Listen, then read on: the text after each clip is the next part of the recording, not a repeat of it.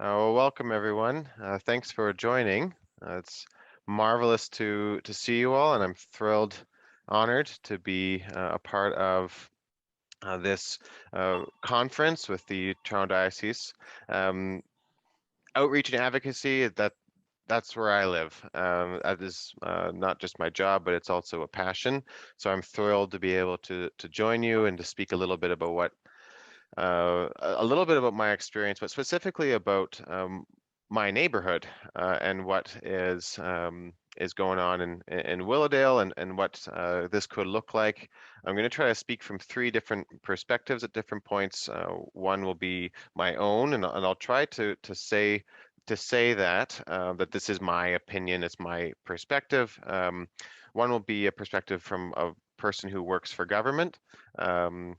And that I won't be speaking for the councillor, even though I work for a city councillor in Toronto. I'm not speaking for him. I'm speaking instead about experience in government and what that looks like. But then also, I'm a resident of Willowdale and a person of faith. So I'll be speaking from a faith perspective as well. And because I'm speaking from a faith perspective, I thought it might be good to do two things I don't actually get to do when as a person who works in government. I would love to open with a prayer and then also with a reading of scripture, if that's okay with everyone. Don't get to do that as part of city councilor's role ever, so it's nice to be able to do that. So let me just pray. Lord, you are good. You invited us to be a part of redeeming and renewing this world that you've created. May this next hour and 10 minutes be a part of that redemption plan that you have for this world in every neighborhood that we represent. Amen. A very important scripture for me has been Isaiah 61. So I regularly pray through or read the scripture. I don't get to preach very often, but when I do, this is my go-to. So Isaiah 61. The Spirit of the Lord God is upon me, because the Lord has anointed me. They have sent me to bring good news to the oppressed, to bind up the brokenhearted, to proclaim liberty to the captives and release to the prisoners, to proclaim the year of the Lord's favor and the day of vengeance of our God, to comfort all who mourn, to provide for those who mourn in Zion, to give them a garland instead of ashes, the oil of gladness instead of mourning, the mantle of praise instead of a faint spirit. They will be called oaks of righteousness, the planting of the Lord to display their glory. They shall build up the ancient ruins. They shall raise up the former devastations. They shall repair the ruined cities, the devastations of many generations. The reason I love that, well, part of the reason I love that is it's so much hope. And this is, I think, advocacy and outreach. This is what we're doing to bring hope to the brokenhearted and to restore those who are oppressed. And in some ways, in many ways, housing and local neighbor issues are involved in that sort of a congruence of themes that we are people of redemption. So let's get started. I'm going to share a presentation. When I finish each section, I'm going to take down my presentation and move into a Q&A. Does that sound okay? All right, perfect. So opening up to a sharing of my screen. Just 1 second, making sure it's getting up to the right stuff. Sharing this screen. All right, can everyone see that? Excellent. Okay, it's just pictures and text, so it's not anything, no videos or things like that we'll be missing out on. Just pictures and text. Can you also see my face and the other faces of people as well? Okay, I think that's important because this isn't about me. This is about what we're doing. Yes, in our backyard, collectively our backyard, and what that looks like. All right, so Really quickly about me and about this presentation. I was invited to speak to this because Elin Goulden, she and I go back a little ways and met when we were both members and still are members of a group in Toronto called Faith in the City. Faith in the City was founded in partnership between a number of faith organizations and a local city councillor for Toronto, who's not serving anymore in city council, but his name was Joe Mihevc. And so Joe Mihevc, along with a number of faith groups, including the Anglicans, put together this group called the Faith in the City. And so Elin and I met there. And then I moved on from a faith organization to working in the city. And so, and then as a part of my role in working in the city in Willowdale, working underneath the councillor John Filion, part of my role is to engage with neighbors, do outreach, and a big theme came up in the last few years around housing, the homeless, refugees, a number of things like that. And we're going to get into that a little bit more into context.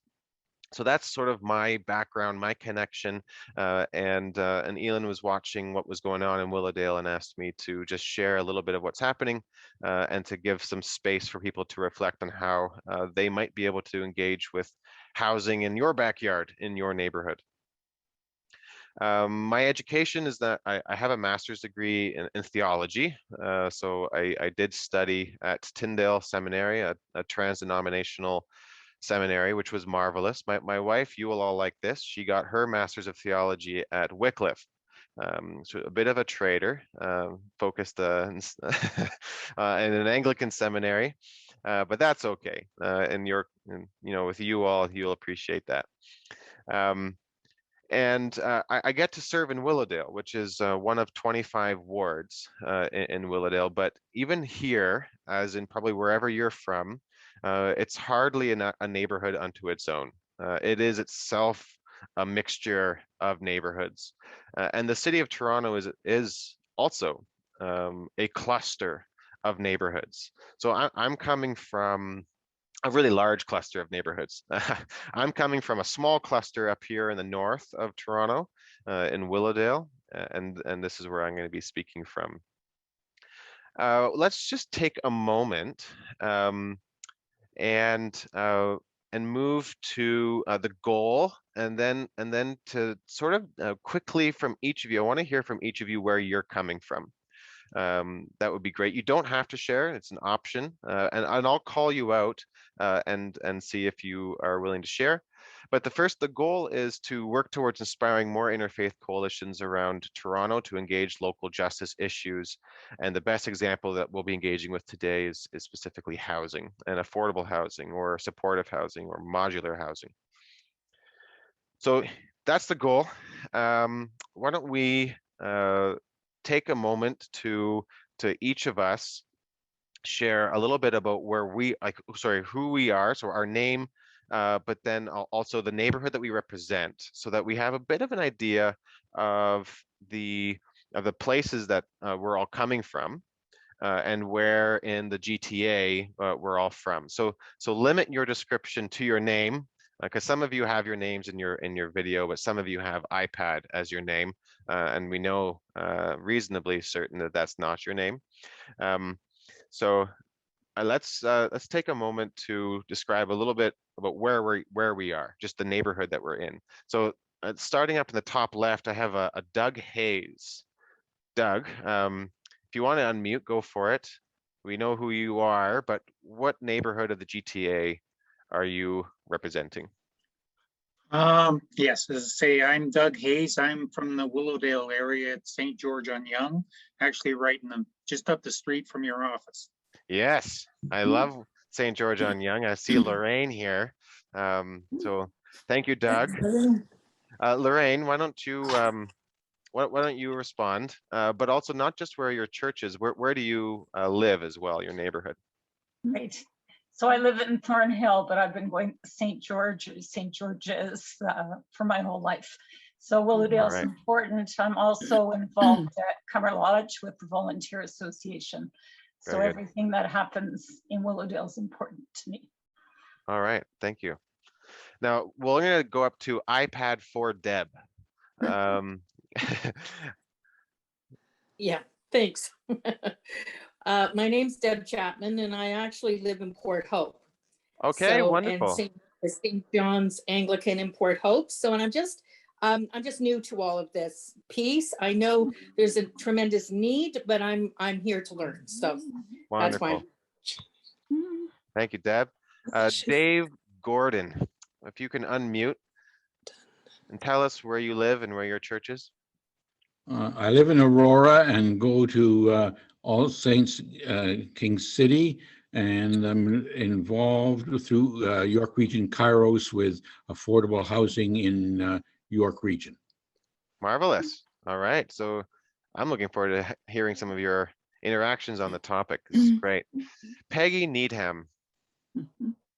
I live right near David Crombie Park. So I'm south of the Esplanade, a little north of Lake Ontario. And I go to the church called St. Peter and St. Simon the Apostle. Oh, wonderful. Okay. So that, yeah, and that's Etobicoke, Peggy? No, that's downtown. Oh, downtown. Between the St. Lawrence Market and the distillery. Woo, right downtown. Love it. Michelle. Hi, I am Michelle Parkin. I go to St. Philip's Etobicoke, which is just on the edge of across the river from Weston. I live at Eglinton and Kipling, which is quite close to Willowdale, which is at the 427, rather poor neighborhood. And we're building, they've just in the process of building a 16-story affordable housing building across at Kipling and Eglinton. So This is a change for this neighborhood in some ways. So I'm interested. Yeah. Wonderful. Thank you so much. All right, Linda Gilpin. Where is your church located and where are you living? I live in Willowdale, near Bayview and Shepherd. And the church I go to is St. Timothy's, North Toronto. There's two others of us from that church who also live in Willowdale. Wonderful. Speaking to some of my neighbors. All right, Laura Jane.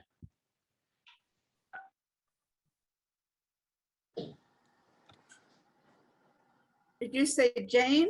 Laura Jane. And Jane, we will be next.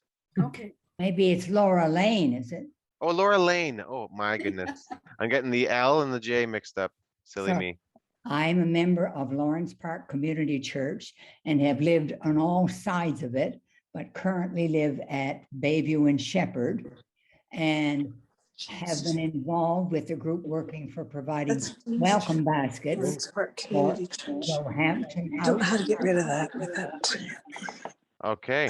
One of the problems we have at the moment, of course, if you drive up Bayview Avenue from York Mills, most of the houses are empty and have sat that way with so many people needing housing. It seems ridiculous. Yep. Thank you, Laura Lane. Now, Jane Rowan. Yeah, I'm Jane Rowan and I live at Don Mills and Eglinton. I have a great view of the Don Valley Parkway. I can tell you if it's congested or not. However, I go down to St. James Cathedral because I used to live down that way.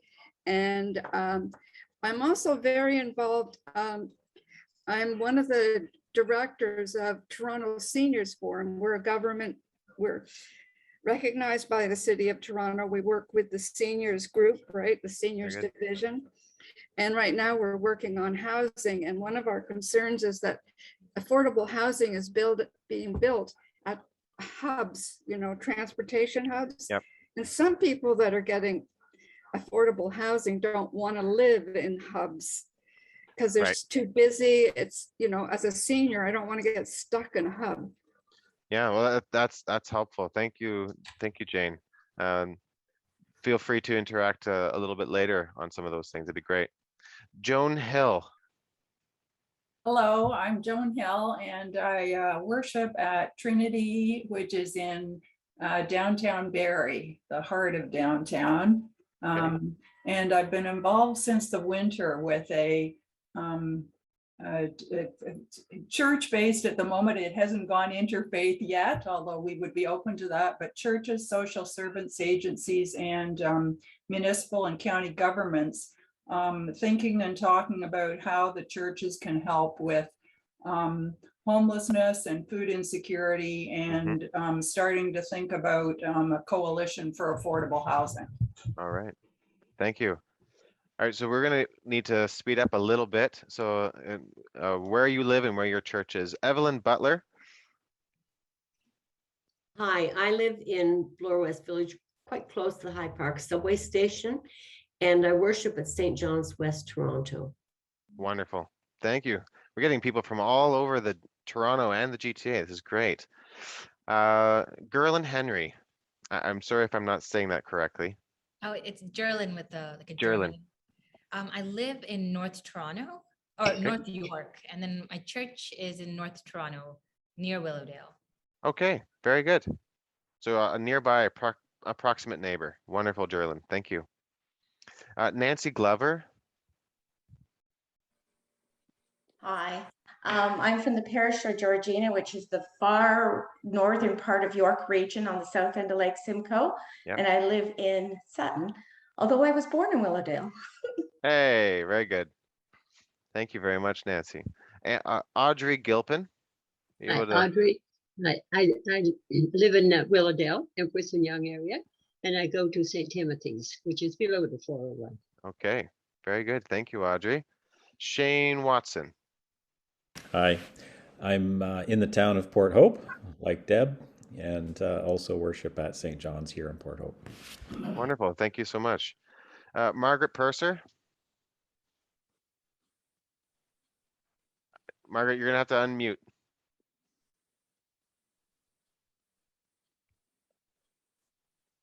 There you go. I came in late. I'm a member of Matthews Islington. I've been there for 40 some years, but I now live at Kennedy and Shepherd in Shepherd Village, which is a seniors community. And because of the pandemic, I haven't been to church except once, I think, in the last year and a half. Right. But I'm on Zoom. I'm Zoom with the cathedral. I'm Zoom with the church that we have here. I go to worship with the church in England, and I just find that very fulfilling. Very good. Well, welcome and thanks for coming. Thank you. Dawn's iPhone. Oh, that's me. Wendy Fraser. I live in Willowdale. Oh, and good. I go to St. Timothy's, also North Toronto. All right. So many Willowdale people represented. I'm loving this. Yeah. Lisa Turner. Hi, my name is Lisa. I live in Mid Scarborough and I go to St. Peter's, Scarborough. Oh, very good. Thank you so much. First Scarborough person. We've got, what about Bonnie? Are you there, Bonnie? Bonnie, we were just talking in chat. There you are. Okay. My name is Bonnie Booth.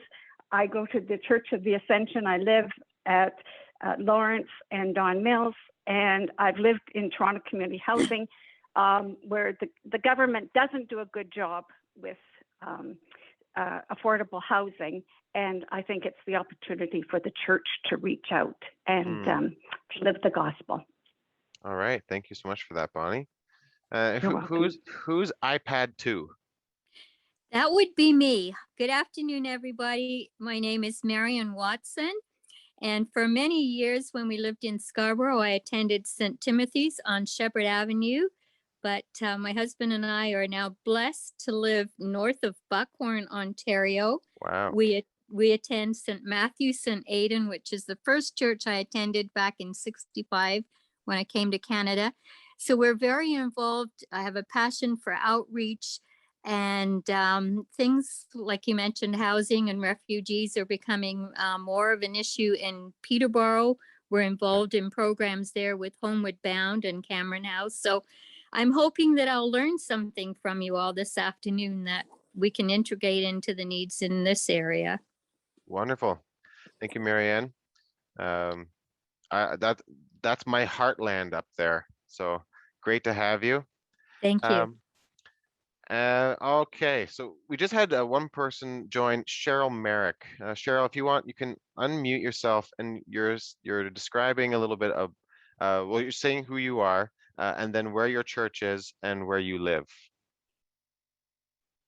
Thank you. I'm Cheryl Merrick. I live in Oshawa, Trent Durham area of the Diocese of Toronto, which is the traditional territories of the Mississaugas of Scugog Island First Nations and the Williams Treaties of 1923. I'm not really connected with a specific Anglican church at this time, but I am a PWRDF volunteer, and I do some volunteer work in downtown Oshawa with the community we're talking about this afternoon. All right, thank you so much.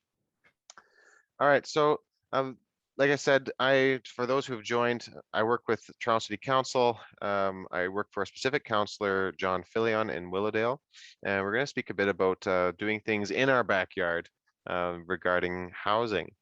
So as you can see on your screen, we've done the first part. Now we're on to the next two parts. The next two parts, we're going to talk a little bit about the Willowdale Interfaith Council or Coalition.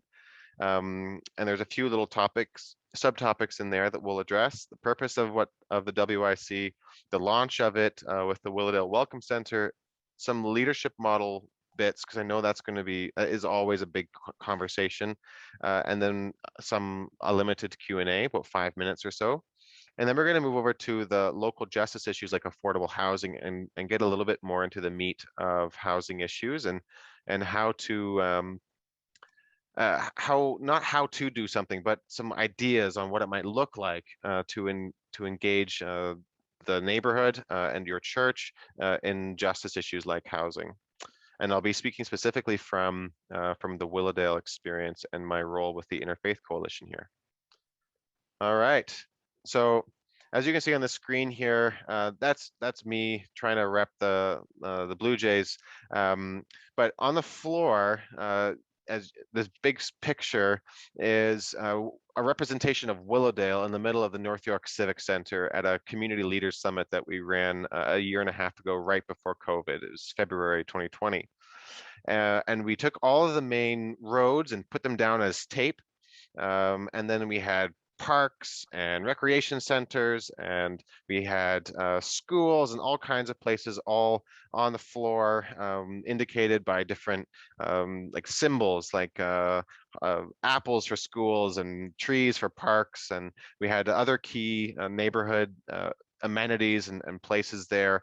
And then what we did is we had 120 people ish come to that summit, and I'm pretty sure, Lorraine, you were there, right? Yeah, and we asked people to stand where they represent. So Lorraine would be right on Yonge Street, and where St. George was, and it was a way to get people to see where they were, and the neighbors they might not have ever known, but who were close by. So it was a really neat way to have people situate themselves geographically and engage in new visual representation of potential relationships that were there, and people wandered around as they do in any neighborhood, and were able to speak with all kinds of other folks.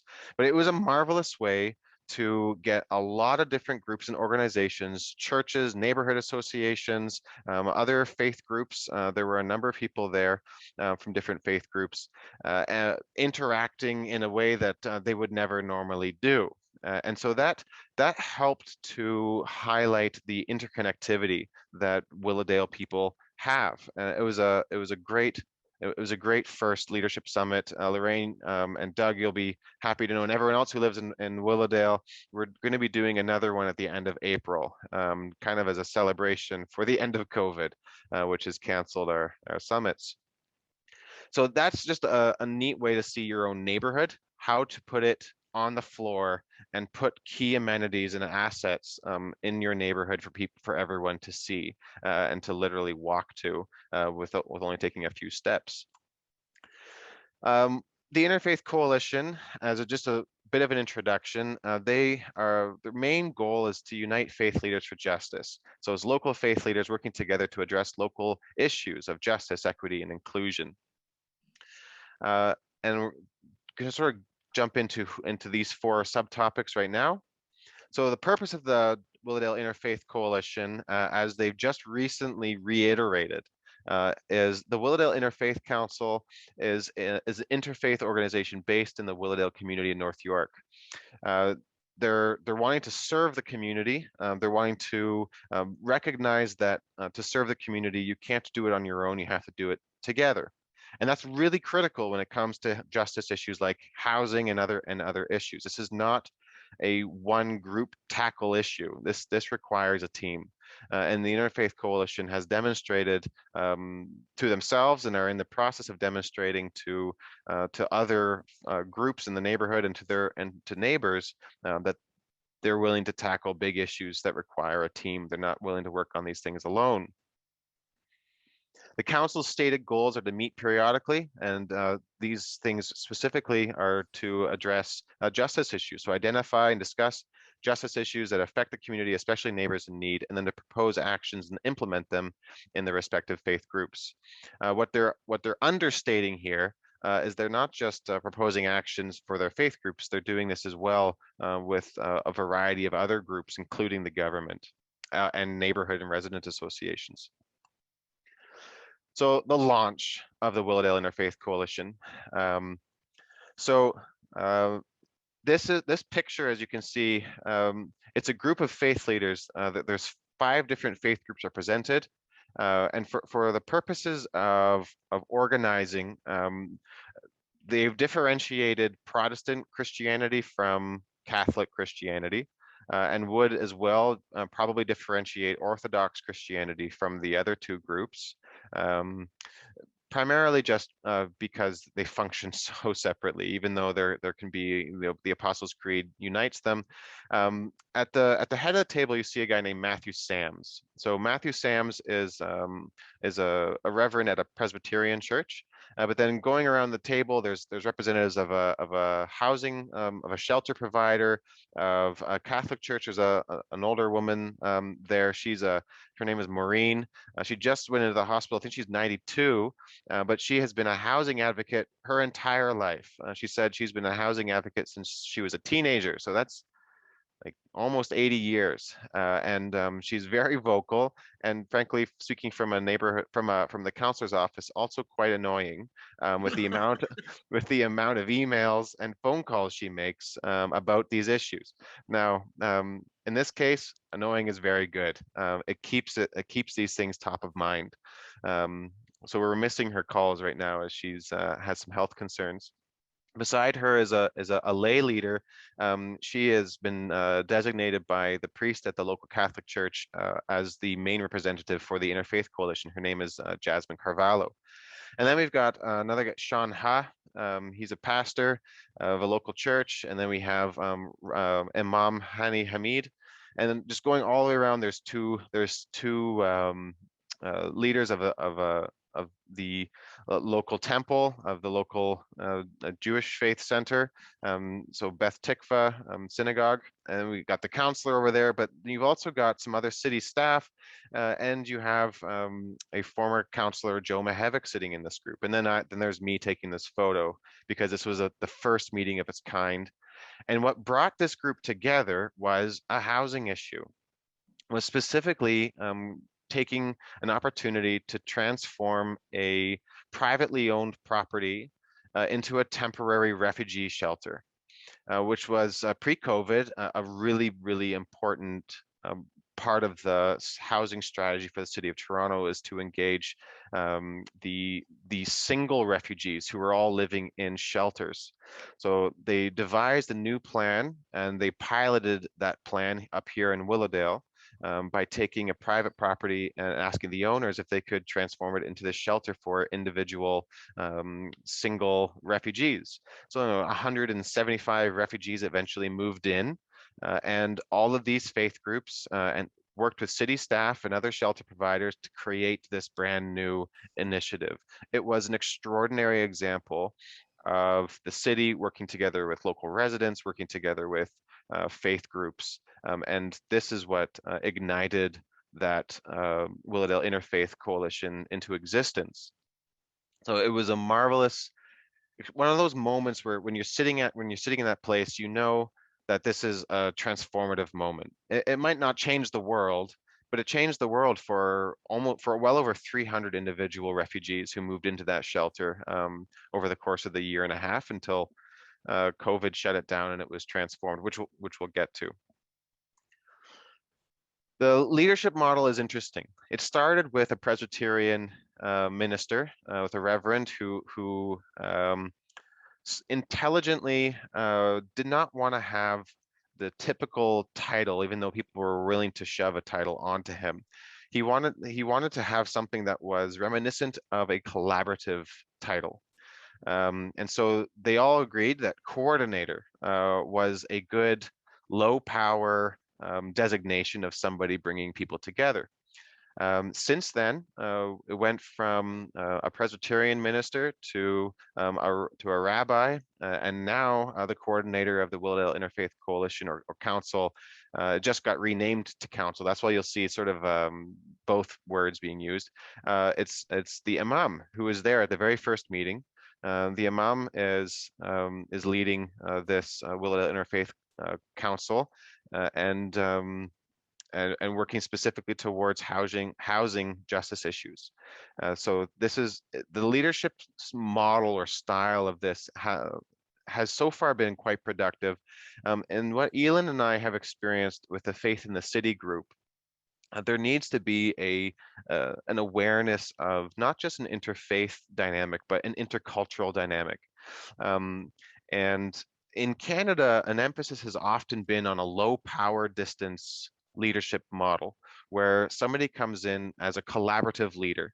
They're not coming in as a dictatorial leader or as a business leader, but rather as someone whose main job is just simply to email people and try to get them into conversation.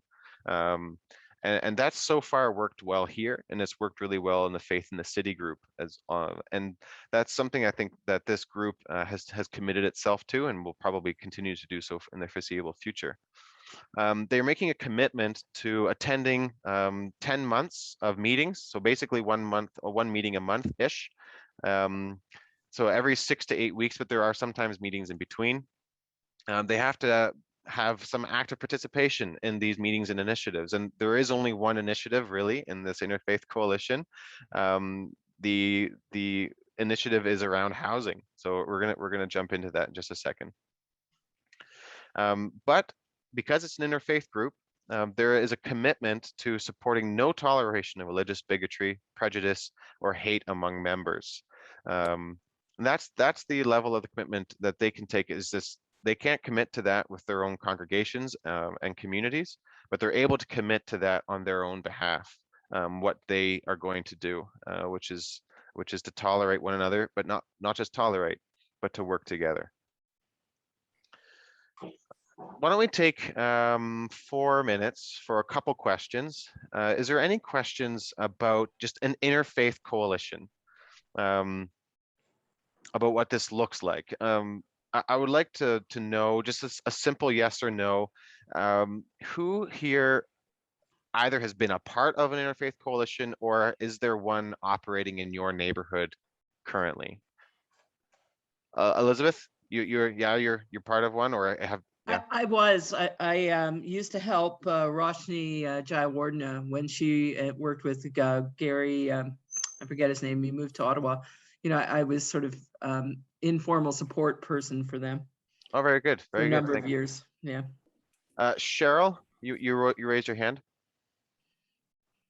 Go ahead and unmute.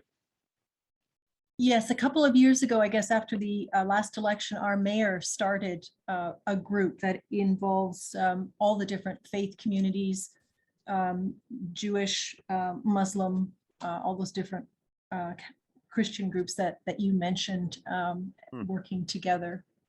Thank you. Yep, and that's really neat that the mayor of Oshawa would be willing to do that. The mayor of Toronto usually stays pretty arm's length away from official city city approved coalitions of this type. But there are several councillors, Joe Mahevic and John Filion being two at the top, who are keenly interested in the work that an interfaith coalition or council can do.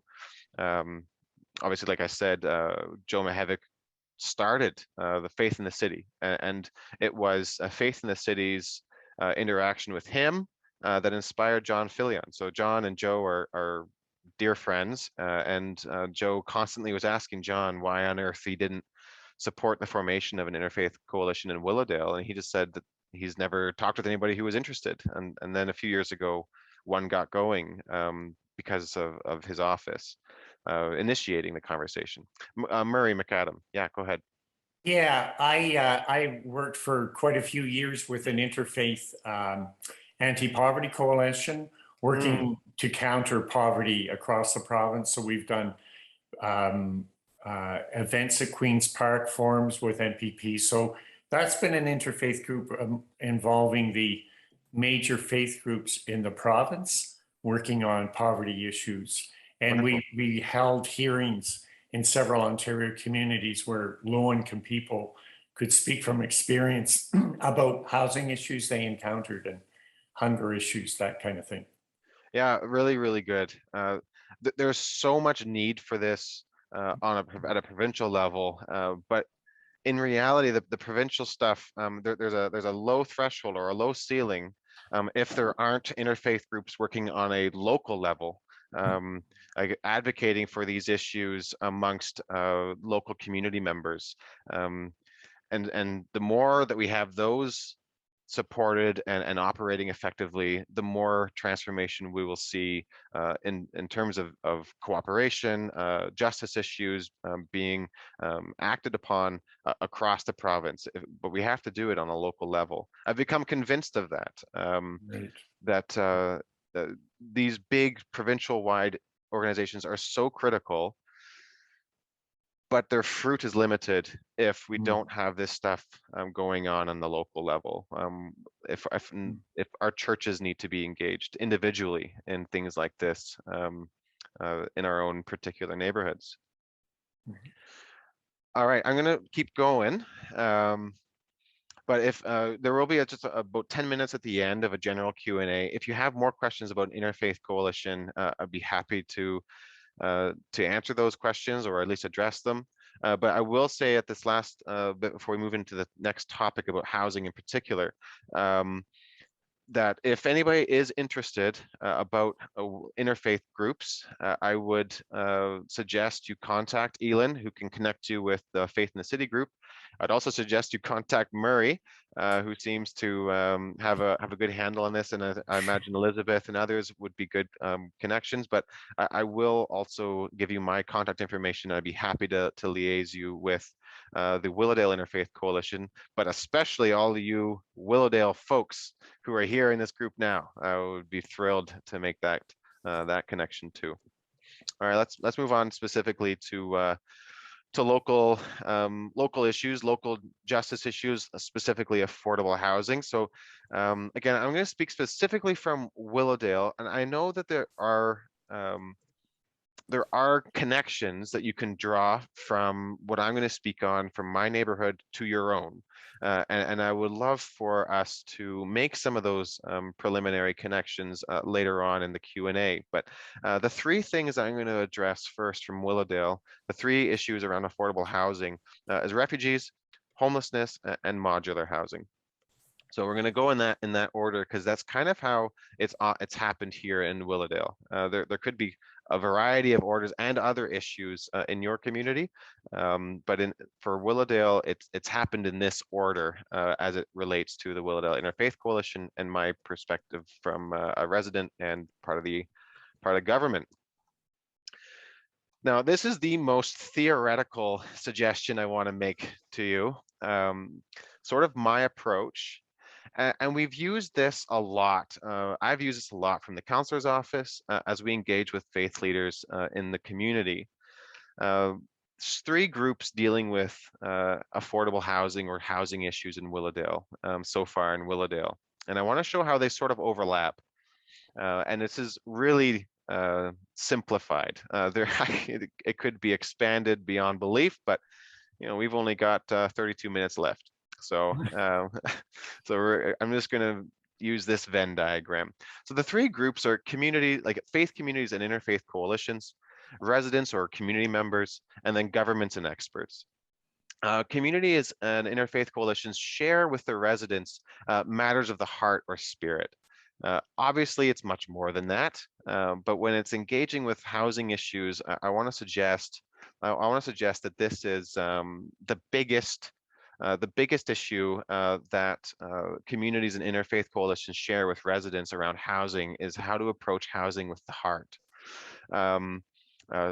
almost like from a moral perspective. Communities and interfaith coalitions share with governments and experts matters of the mind. Governments, like well-governed legislators, will make policy decisions based on evidence. So evidence-based policy decisions is something that good members of government will rely upon when they're making suggestions around housing. And that is matters of the mind. It takes studies, a lot of studies. If anybody knows the history of Toronto City Council, you know that they just love asking for more studies. And it's ostensibly to gather data and information that they're able to then make a decision based on evidence. And yet half the time those studies aren't completed, and then when they are completed, they're ignored. That's not entirely true, and if I said that and the counselor was here right now, he would slap me. Because he frequently asks for studies to be done. But ostensibly, these studies are to gather data, and they help to make informed policy decisions. So it's a matter of the mind. What governments, experts, and residents share is taxes.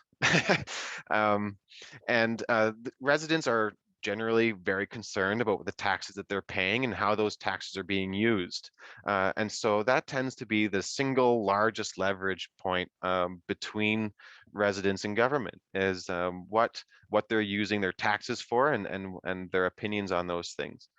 The City of Toronto in the last couple of years, and the councillor that I represent in Willowdale, has taken great pains to focus much of the tax dollars on the gardener, rehabilitating the gardener, and that's terrible, but also on housing issues, on trying to figure out how to address affordable housing. And it's not just the city, it requires all levels of government, but a lot of money is being poured into creating affordable housing. We do have a member here who's lived, a member of this workshop, who has lived in Toronto community housing, and she's right to point out that Toronto community housing is often desperately inadequate, and has a lot of major issues, and it's just had an infusion of $2 billion from the feds over the next couple of years, which is really great, but that's primarily going to be going not to programs or like social programs to assist people living in housing. That's just upkeep. That's trying to deal with housing stock. So you got a lot of taxes. Taxes are being used for housing. How they're being used, though, is something that is needing to be addressed, not just with evidence-based decisions, but from the heart, matters of morality. And this is something that we have spoken at length, the councillor and I, at length with faith representatives, faith leaders, that we can yell till we're blue in the face from surveys and evidence-based policy decisions at residents saying, look, affordable housing in your backyard is good. It's going to do this, this, or this. And we can say, these are the studies, this is the data. But as we all know, people can ignore data and go with their gut, go with what they perceive as lived experience. And this is where governments almost always inevitably fail. They fail to speak to the hearts of residents. Most government officials and most governments are able to speak to the mind and to the use of taxes hopefully based on evidence and studies and things like that. But a lot of the time, evidence gathered through studies is not quantifiable in the realm of someone's soul. So what do these groups share, though? Ultimately, I think we enact justice if we're working well together. Interfaith coalitions are able to work with matters of the mind and matters of the heart, partner with residents and the government to enact policies and to enact projects that address issues of justice. In Willowdale, the first major issue of justice related to affordable housing hit the headlines recently around refugees. So this neighborhood and where I live has been blissfully unaware of housing issues that have existed for generations here. But we've started to realize housing was an issue when the councillor fought for and won a work to get a refugee housing shelter put into place. So that was in 2019. And that refugee shelter was designed for 175 single refugees, men and women, so 100 women and 75 men who were here unaccompanied, who didn't have anybody else in the country, and they were on their own, but they were filling shelters. So they're able to better target services and assistance to refugees when they're in their own shelter. But when you're single, you just mostly missed out on all of the shelter options that the city provided, because the city was primarily focusing on families and children. So they had hotels, they had motels, they had all kinds of projects, millions and millions of dollars being spent on housing families, refugee families. But refugee individuals were just put into the homeless shelter. So it's incredibly difficult to target services and initiatives for newcomers who are refugees when they lived in the shelter system. You'd have to go to every single shelter and try to comb through who lived there and when they were there to provide them these services. But being able to bring them all together into one place meant that you could have a stable way to provide services to individual refugees. But that exploded. It blew up. Residents in the neighborhood absolutely hated the idea. It was the worst idea, according to all of these single detached house homeowners living in $2-3 million houses. They thought it was just terrible. And so we got many, many, many angry letters, emails, phone calls, thinking that telling us this was a terrible idea. However, we were also blessed by getting not quite as often, not quite as many, but lots of emails, phone calls, and letters and support of this refugee housing. But the turning point came after. Let me try to go back to that picture I showed you of the start of the Interfaith Coalition. The turning point happened after this meeting took place, when there was multiple members of different faith communities meeting together, discussing the matter of refugee housing and approaching the matter from the heart, from a moral perspective. They said it is critical that refugees are housed. Willowdale hasn't been housing refugees unless they've been moving in with family members.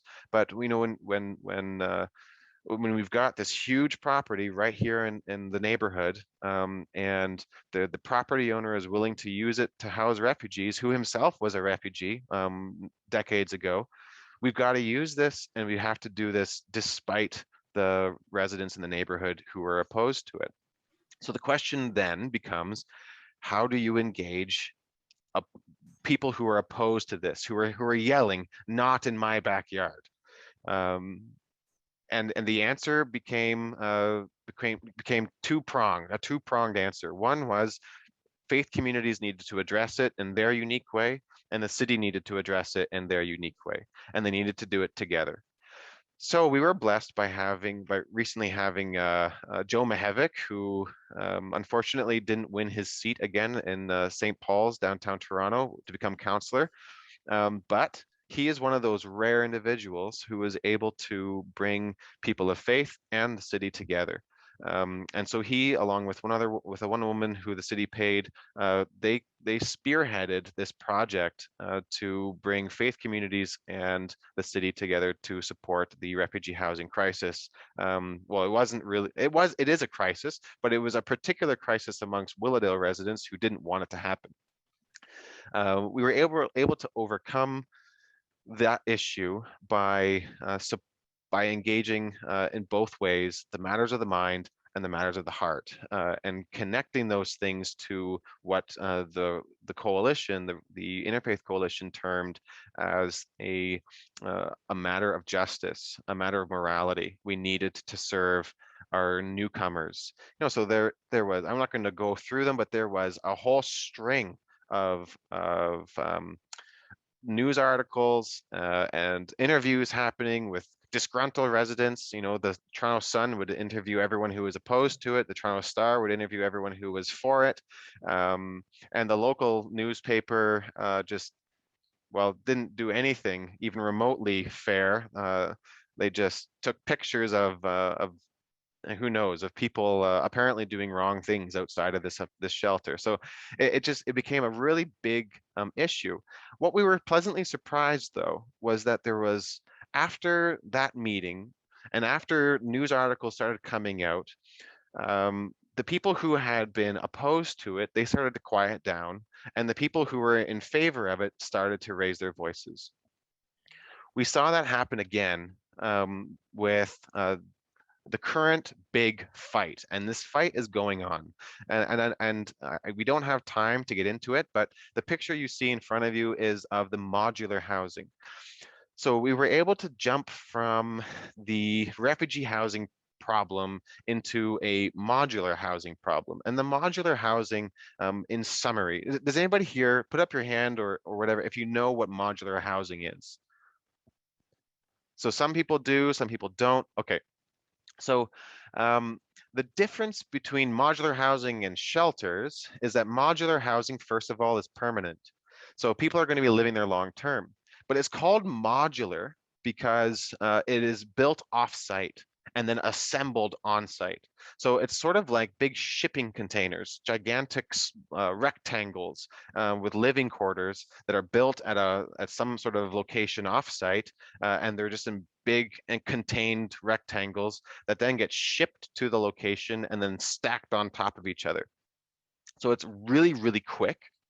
It can be built and deployed within months rather than years to build other forms of housing. It's cheaper because it's kind of prefabricated, but it lasts forever. It's been proven to last for a long time, and it's cheaper. So the City of Toronto, I think, wisely went into the modular housing direction to provide people who are living on the street with an opportunity at a stable housing situation. But if we had thought that the not in my backyard folks were loud when the refugee housing came into place, and refugee housing was temporary, and everyone could point to the moral imperative to support people who were fleeing danger in their homelands, there is no such moral imperative that the not in my backyard people could recognize when there's homeless folks who are chronically homeless. It's the same old issues of it's their choice. They're drug addicts. They need to go to an institution, and that institution needs to be placed near Wawa, not near my house in Toronto. We actually had somebody in a public consultation tell us that everyone who is homeless needs to be shipped to Northern Ontario, where they can do all of their stuff on their own, and they don't need to do it near my children. So many comments like that happened, and they're appealing to certain types of fears, and that's what it is. They're appealing to a fear that they have that the housing, like this modular housing, would create an unsafe place for them to live with their families. Now, if many of you here live in downtown Toronto, this has been a long-standing experience for downtown Toronto residents, and frankly, probably for downtown residents of any city. Certainly in Peterborough, I know a number of people who work with One City in Peterborough, and folks who are pastors in Port Hope, that people living downtown don't want people experiencing homelessness anywhere close to their housing. But when you live downtown, you accept the fact that there's going to be a shelter close by. Many people have accepted the fact, and then they just install a Rogers Home Security or something to help give them peace of mind. But up in the burbs where we are, up in Willowdale, this is an entirely new experience. We've had homeless shelters here before, but the homeless shelter that's been here the longest has been a women's homeless shelter. So a lot of people find that's okay. We also have a youth homeless shelter here, and that's been here for a couple of decades, and that's also been okay because you can't come out against children who are experiencing homelessness without having a clap back at you. But housing homeless adults who may or may not have addictions of some kind is another entire matter. And not only was modular housing an explosive issue, and it still is, it spawned a whole movement, and this is the movement in Willowdale. Voices of Willowdale. They've launched a website. They've launched petitions. They've badgered the Anglican sisters who live at the Sisterhood of St. John the Divine in our neighborhood on Cummer, who are all seniors, because one of their main tactics is to say that this is really bad for seniors because the proposed location for modular housing is on a seniors residence owned by the city called Willowdale Manor. And so there's a persistent fear that homeless people are going to cause trouble. The thing is, they're not necessarily wrong. It does change the neighborhood. And so this is where matters of the mind and matters of the heart need to come together. And then this is where, even more than matters of the heart, an interfaith coalition and just people of faith become incredibly important. They're not necessarily wrong in that homeless shelters tend to have people hang around because they're not employed in the same way. They tend to have, a lot of folks, people who live on the street, they have dogs with them, which is lovely. But they're not going to go to a dog park in the same way that others who own their own $2 million homes are going to do. There's people who are going to be using the sidewalk more. And in Willowdale, people who use sidewalks are almost like second-class citizens because we love our cars. Willowdale was built for cars, and you walk on the sidewalk only if you absolutely must. And there's no one who rides bikes. My family does, but there's not nearly the same culture up here in the suburbs as there are down in the downtown area. So we've had a huge backlash. One of the most incredible examples of people of faith has been at every single public consultation where members of the Voices of Willowdale show up and they rant and they rave and they give various examples that they think should be conclusive examples of why homeless shelters shouldn't be up here or modular housing shouldn't be up here. We've had people of faith who identify themselves as people of faith say, I live in the neighborhood, or I'm an imam, or I'm a rabbi, or I'm a pastor, I'm a reverend in the neighborhood, and I believe we absolutely must deal with this. One of the things that we worked with the Willowdale Interfaith Coalition on is that with these public consultations around the modular housing, is like, don't try to quote data. That's the city's job. That's what the city will do. the city will talk about their innumerable studies. They'll discuss their information that they've gathered, and they'll present it in such a way as to try to convince the mind. What the people of faith need to do is to talk about the moral imperative, the justice the requirements of people to address justice issues in their neighborhood. And that spawns a whole new different kind of response from people who don't want it. But it is a two-pronged approach that has worked really well here in Willowdale, and makes people who don't want it in their backyard, makes them have to think through the issue in a variety of ways, and not just try to present a different data set that they've got from somewhere and argue that data set against the city. It's really, really hard to argue with these are my neighbors who are struggling. I have, some of these pastors, some of these rabbis say, I have family members or close friends or members of my congregation who struggle with homelessness and addiction issues, and I have experienced the need for them to have stable housing, welcoming communities, and people providing them services that and love and welcome that the city could never say. The city is not going to say, well, my dear friend is experiencing homelessness, or my brother or my sister is homeless and needs some sort of support. So with us, our approach to Voices of Willowdale has been address them and speak to the heart. If you're from the faith community, and if you're from the city, continue to speak to them from the mind using the data that we've gathered. So interfaith efforts, and I don't mean just to say interfaith, I mean all of you. You're from not necessarily interfaith, but you're from a faith background. Don't shy away from sharing your faith background or interact with residents to lessen the NIMBY backlash, the not in my backyard NIMBY backlash by using not arguments, but points from the heart, points from your holy book, the Good Samaritan, the rich young ruler. All kinds of fantastic stories have been brought up in our public consultations.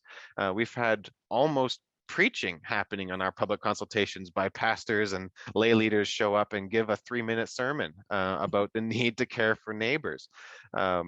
It's been amazing. We've loved listening to it. People of faith advocate for peace by creating peace amongst faith groups. It belies the sermons or the pontifications of faith community members who are saying we need to be welcoming of these new neighbors if these faith communities can't have welcoming embraces between each other. In order for housing as a critical issue to be addressed by an interfaith group, they need to be able to address a welcoming embrace of each other first, which fortunately in Willowdale we've been able to see from members of the Buddhist community, Christian community, Muslim community, and Jewish community. We've had, there's a lot of Persians up in Willowdale, and we do have like the only Zoroastrian temple, I think, in the GTA is here in Willowdale as well. It's right at Bayview and Steeles. They've interacted from time to time, but they haven't been a consistent engagement in this group. And we have also had some members of the Hindu faith join us from time to time, but it's primarily been Muslim, Buddhist, Christian, and Jewish who've been working together. And that's been an absolute delight. And then people who are from faith groups are able to interact and engage with government by addressing specific justice issues. And in Willowdale, the most effective one has been housing. At the latest, with this last comment, we're going to move on to basically just a Q&A and a conversation, an open conversation with each other. At the last meeting, of the Willowdale Interfaith Coalition, there was a proposal that a housing advocacy group just for Willowdale be formed and supported by the Interfaith Coalition. What that looks like, we're not entirely sure, but it would be a group that's sort of arm's length of the Willowdale Interfaith Coalition, but supported specifically by that group. And so they're looking at that right now, what that could look like. How could churches and synagogues and temples and various groups come together to create a housing advocacy team that's not just faith-based. It's fantastic. And we'll see how that unfolds. Now, I'm very mindful of the time. This workshop ends in 7 minutes, so I wanted to just bring this up, a Q&A and open discussion. Let's keep our remarks as brief as possible. Whenever that is said to Toronto City Council, the next person who speaks usually goes on for 20 minutes. But let's not do that here. If we can keep our comments really brief, that would be great. Does anybody have any questions about the two main things, interfaith coalitions and housing issues? Okay. Remember to use the raise hand function if you can. Yep. So I can see you. Okay, Jane Rowan. Unmute yourself, Jane. Where are you? Hi. Anyways, I live actually in North York, and we border on the Don Valley Parkway, and we have a lot of problems with now we're being over constructed, right? And I'm thinking, North York, we have a councillor who doesn't like affordable housing, right? And he stopped. That Denzelman and Wong? Yes. Yeah. Good And luck on so- that. Yeah, so right now, I'm in a senior building, and beside us is an office building and another office building, and then a parking lot. They're tearing all that down and putting 9 high-rise condos because based on the theory, you put all these buildings next to that new Eglinton Crosstown thing. Yep. But I'm thinking, how would I get, like, as just a layperson, I have no idea. There's no churches in our area except, of course, the mosque, Aga Khan Mosque, and there's a Chinese church further away. But those are the only ones in our area. So I guess it would be hard to find an integrate, because I think we need an interfaith group to go against the builders and make sure there's some affordable housing in there. And Jane, let me respond by saying I think there's 2 things that you could do. One is work towards ousting Denzelman and Wong. So find a candidate in your ward that you're willing to put up 20-30 hours a week to get them elected. And work towards a better counselor who's able to address these issues. Second thing is, as for interfaith stuff, talk to your priest, your reverend, and you begin putting together meetings of the Aga Khan mosque. Like that would be great. There are other churches in your entire ward, not just in that little cluster, in that little area. But Jane, I would highly encourage you to do that. Okay, thank you. Bonnie is with you, by the way, on ousting Denzel. Thank you. Any questions? Any thoughts on either housing or interfaith work? Is any other interfaith work that you're aware of addressing housing? I have a question, and sorry, I'm not on video. It's Marion. Okay. I thought that there was going to be some requirements for buildings that a certain percentage would have to be allocated to affordable housing. What's happening with that? Great question. It's in a work in progress. Some councillors are far more effective at getting affordable housing units included in a development, and some just don't care. Denzel's a good example. One of the best and most effective advocates for including affordable housing units in a development project, it would be Joe Cressy. Joe Cressy is extraordinary at that. He's just gotten a whole bunch of buildings to include 20-25% of units to be below market rent. Part of what the city is trying to do is to mandate that, and they're in the process of doing that. The executive council has recently discussed that, and they're going to be moving that forward at council. But I'm not actually 100% up on that movement right now. I know what it is in Willowdale, citywide though. I know it's being developed, but it's not a requirement at this point. Not very large. No. We don't think it's large enough for percentage that they're talking about. Yeah. Is there something we can do as individuals to help the progress of that, to get it mandated? I think writing your councillor is important, but that's the lowest hanging fruit. I think some of the bigger things is organizing residents to support housing and to tell your councillor you support this form of affordable housing, and then tell them you're willing to pay more taxes if you're willing to pay more taxes to create affordable housing. That's ultimately councillors will determine the truth of your words if you're willing to pay more taxes. Okay. Thank you. That's helpful. Jesse, I think Peggy had her hand up, and then I've got two raised hand icons. Peggy, did you want to say something? Peggy and then Audrey.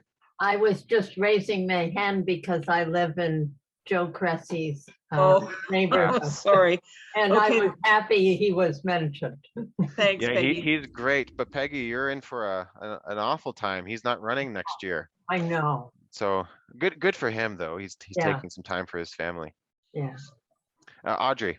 Do you think it's worthwhile to try and encourage your councillor to support rooming houses, or do you not think rooming houses are a good idea?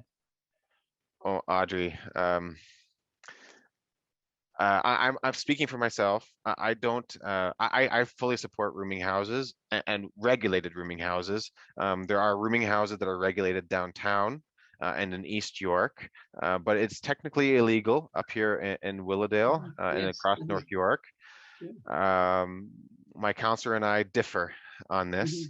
Yeah, he won't support it, really. No, because he hasn't supported it in 40 years. But he and I differ. But he's the councillor. I'm not. He gets to press the green and red buttons, and I don't. But that's changing, and Willowdale's perception, his constituency, and their beliefs in these things are changing, and that has been due 100% to grassroots organizing and speaking with neighbors, which is again something that faith groups can do far better than a government can do. Faith groups need to speak with their neighbors about these issues and share their opinions and get these things going. There are a lot of rooming houses in Willowdale, but they're all illegal. I live across the street from a rooming house. We love those guys. I regularly drink beer on my front porch with them, and they're wonderful. But they're out down the street, just other side of the street on Longmore, where I live.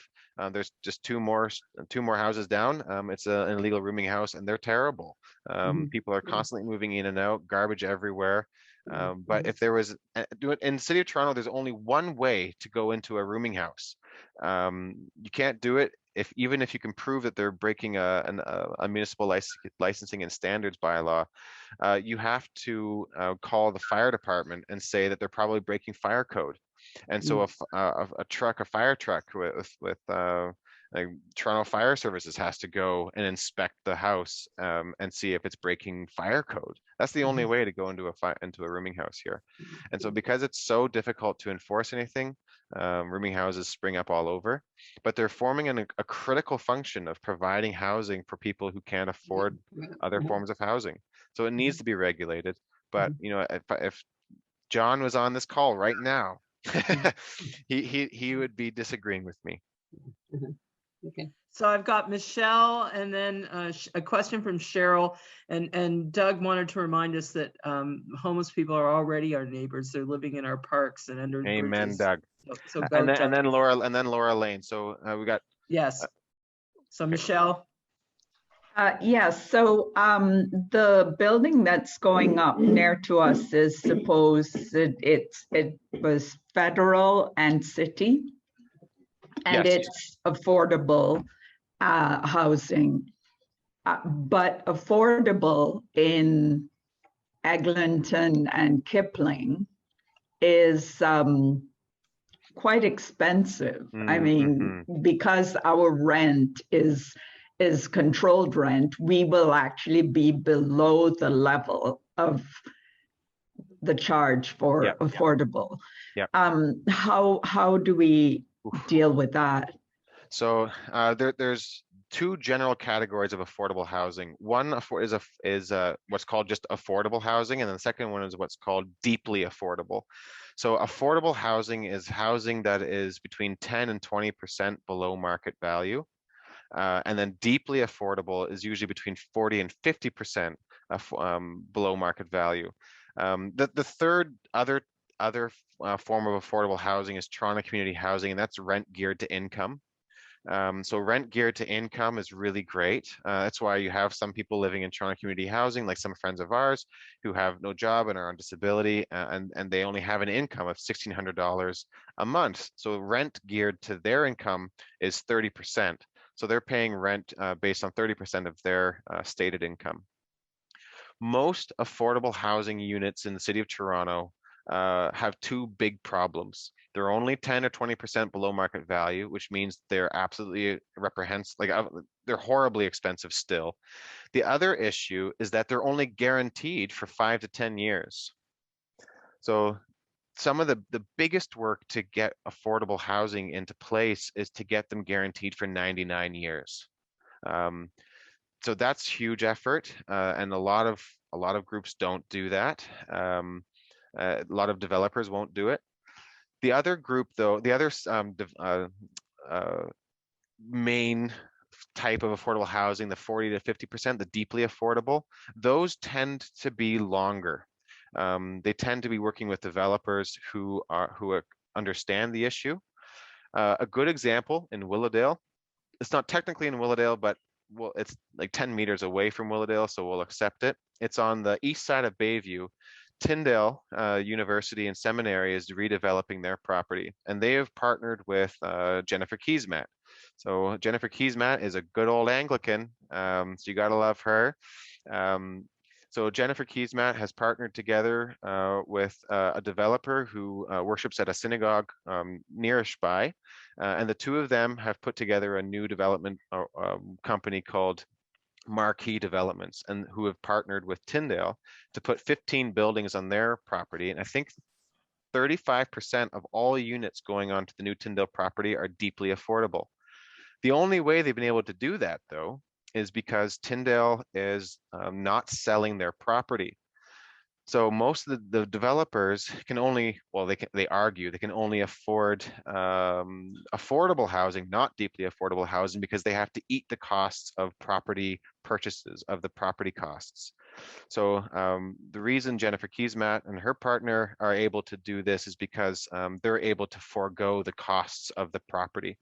So they're in a really neat and unique agreement with Tyndale to be able to use their property to do these developments and not have to spend tens and tens of millions of dollars to buy the property itself, which creates a much more deeply affordable housing situation.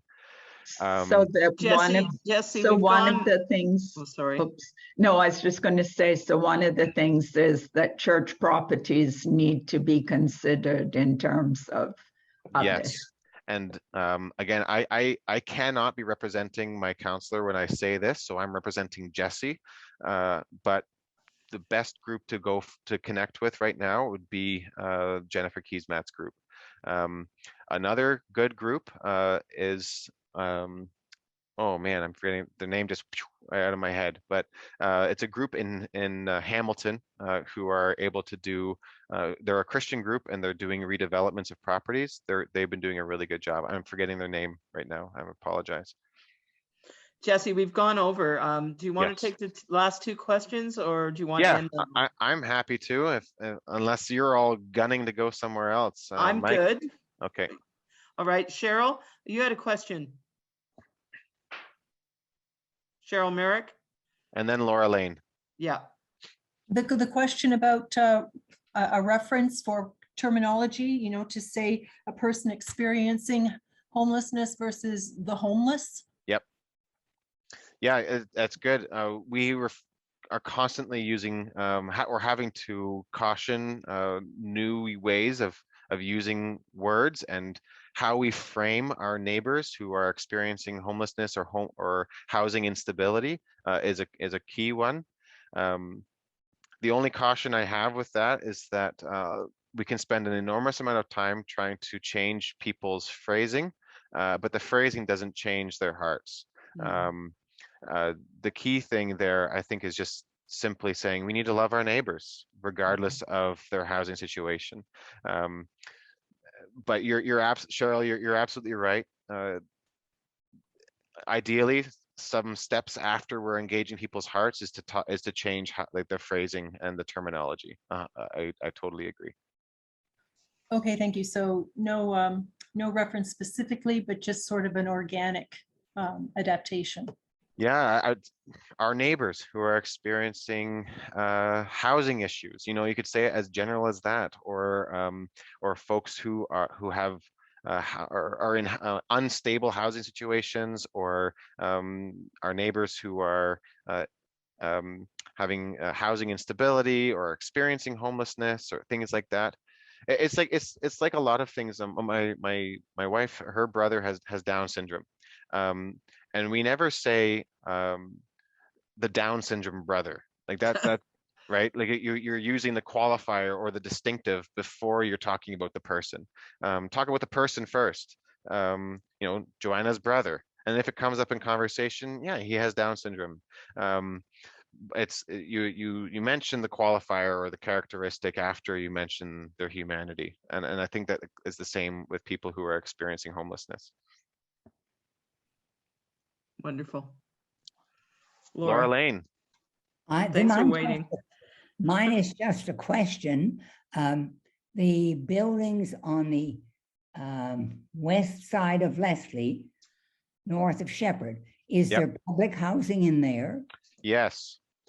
Now, that is an interesting one. So the City of Toronto requires that whenever a development proposal is made for a Toronto community housing community, which is what was there, that they are required to incorporate every single unit that was replaced in their new buildings and make them affordable. The problem is that what has happened in the past, and Tridel has done this in the past, is that they commit to building those units and then they don't do it.